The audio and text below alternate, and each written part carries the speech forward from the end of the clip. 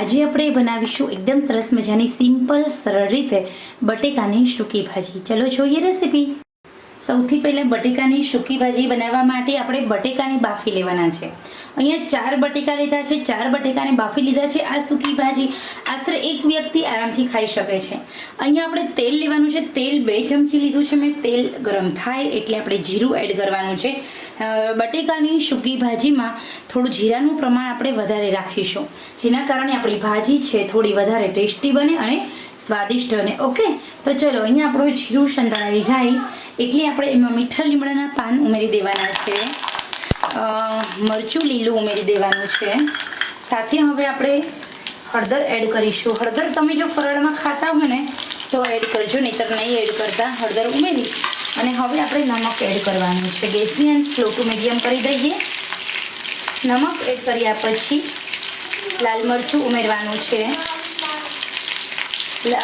લાલ મરચું ઉમેરી અને હવે આપણે લીંબુ નીચવી દઈએ.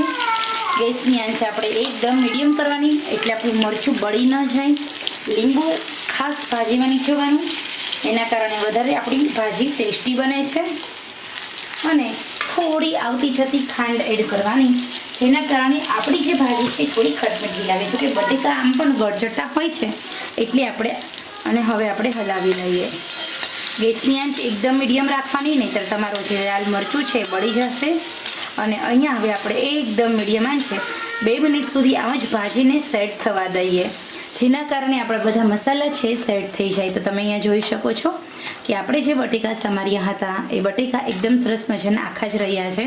અને 2 મિનિટ સુધી મીડિયમ આંચે આમ જ આપણે તેલમાં ચડવા દેવાના છે, જેના કારણે આપણી સૂકી ભાજી વધારે ટેસ્ટી લાગે. તમે ચાહો તો તમે શિંગદાણાનો ભૂકો ઉમેરી શકો છો, અને સાથે સાથે તમે ચાહો તો તમે આમાં હજી થોડું વધારે વેરિએશન લાવવા માટે આખા શિંગદાણા પણ વઘારમાં ઉમેરી શકો છો.